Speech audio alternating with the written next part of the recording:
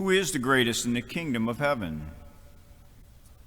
Now, Jesus' answer in our gospel wasn't quite the answer the disciples were looking for, was it? You know, the disciples were discussing among themselves which one of them would be the greatest in heaven.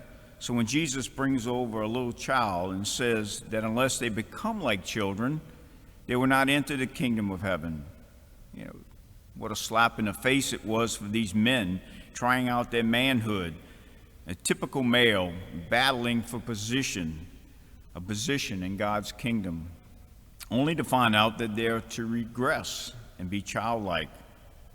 That's not what they wanted to hear. Now we know that's not quite what Jesus meant by that statement, become like children. What Jesus is really trying to tell the disciples and us is we become children of God when we are baptized into his family.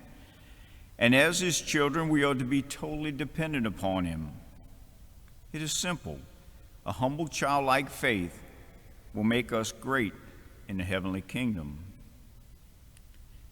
Now, I'm sure you've noticed that when a child is around a parent, either the father or the mother, watching that parent perform a task, they are totally in a trance. They watch in amazement, wanting to see exactly what the parent is doing and asking many whys. And in the process, learning.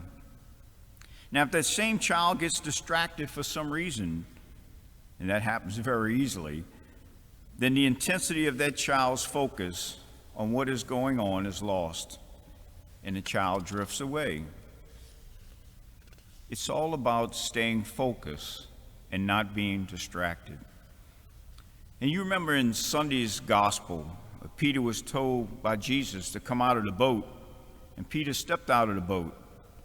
And at that point in time, Peter had full focus on Jesus.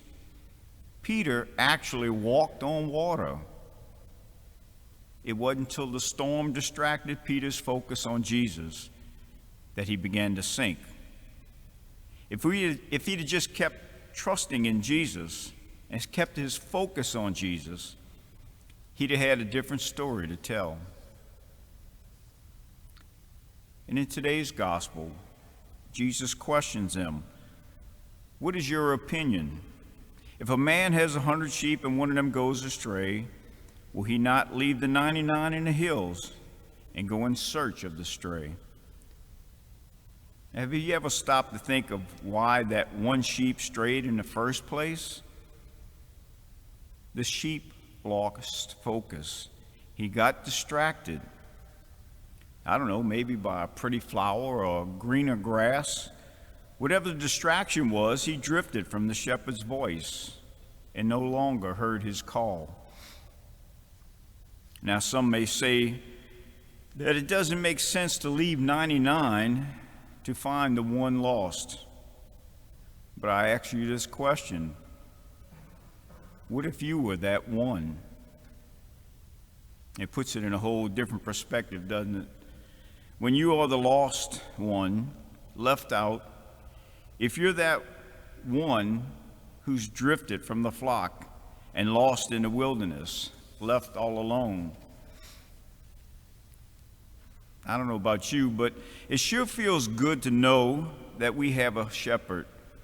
We have a God that loves us so much that he'll stop at nothing to bring us back. It almost seems senseless and reckless for him to go searching for one lost sheep. Brothers and sisters, we've heard this many times, and we can never hear it enough. God loves you. Mother Teresa once said, "The devil may try to use the hurts of life and sometimes our own mistakes to make you feel it is impossible that Jesus really loves you, is really cleaving to you. This is a danger for all of us," she said, "and so sad because it is completely opposite of what Jesus is really wanting, waiting to tell you not only that he loves you, but even more, he longs for you. He misses you when you don't come close. And God says to us today, if you lose focus and find yourself alone, don't ever give up on yourselves or on others. God will find you.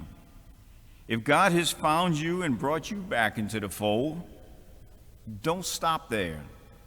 Find someone else who seems lost. Tell them about the love of your God. You may be the only one that God is using to bring that one loss back to the 99. Brothers and sisters, all God is asking of us is not to worry about who will be the greatest in the kingdom of heaven, not to be distracted and lose focus on Him, but to be childlike in our faith and to experience the overwhelming, never-ending, reckless love of God. God bless.